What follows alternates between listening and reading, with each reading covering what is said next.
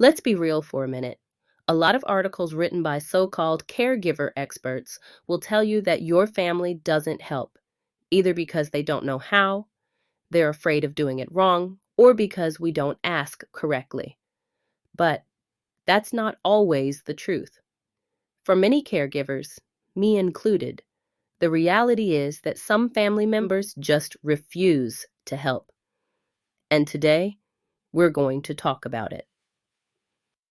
So, the other day, I came across an article on a caregiver support forum called Why Some People Won't Help.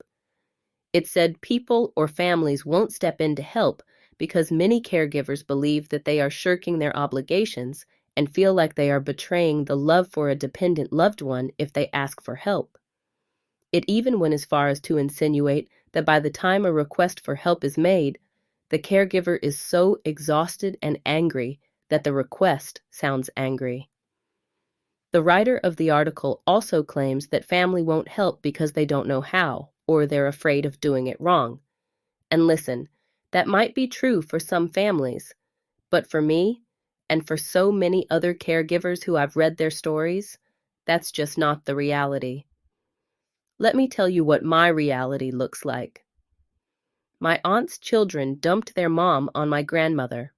My grandmother is elderly, disabled, and shouldn't even be trying to care for her handicapped daughter. But because I was already caring for my grandmother, everyone just decided it would fall on me too.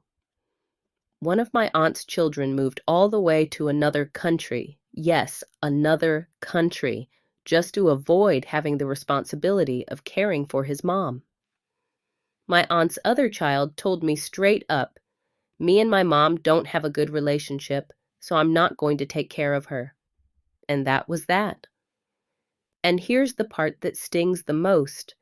My grandmother's son lives in the same house as my grandmother, his own mother, and won't lift a finger to help, not even if she asks. I don't claim these people as being anything to me because they don't act like family. And then there's the rest of my so-called family who live right here in the city. Do they stop by to check on my grandmother or auntie? Do they ever offer to give me a break? Absolutely not. The only time they show up is when they need me to do something for them. That's my reality, and I know I'm not the only one who has experienced similar situations. This is the real reality for so many caregivers. Families who could help simply choose not to help. So it's not about not asking or not knowing how. It's not about being afraid. It's avoidance, plain and simple. Because helping would mean inconvenience. It would mean sacrifice. It would mean stepping into something that's uncomfortable. And instead, they'd rather leave it on the one person they know will do it. And do you know what happens? That one person is left carrying all the weight and stress alone, while everyone else makes excuses. I can literally talk a hole into their heads about how much help I need. I can ask until I'm blue in the face. It's never going to happen. All I hear is excuse after excuse for why none of them can help me.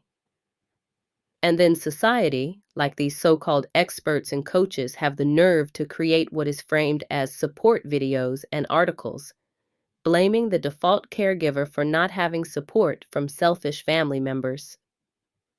So, when I hear people who claim to be experts saying family members don't help because they're scared or unsure, I have to push back.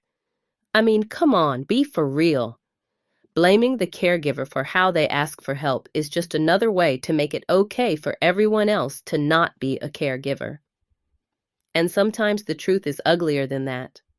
Sometimes people simply just won't help, even when they're fully capable. And I think it's time for the real family caregivers to start calling it out for what it is. If this is your reality too, I want you to know you're not alone. You're not selfish for wanting or asking for help. And you're not crazy for feeling abandoned by the very people who claim to love you, only when it benefits them. But then they act like they don't know you when you need them. So-called family members fail to realize us caregivers are human too, and we're doing the best we can with the situation we're in. Some of us didn't choose to be a caregiver either. I know I didn't, at least not for my aunt anyways. And if she didn't gaslight me so much, I probably wouldn't feel as frustrated as I am.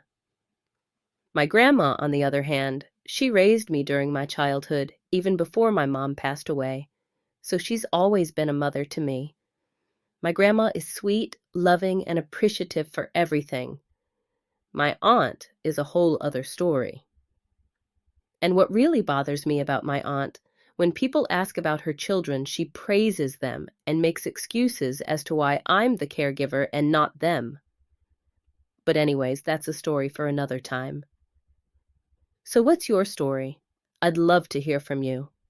Has your family stepped up or have they stepped away? Drop your experience in the comments because other caregivers need to see that they're not the only ones going through this. And if you want more honest conversations about caregiving, like and subscribe to the channel, and share this video with someone who needs to hear they're not alone. All right, later guys.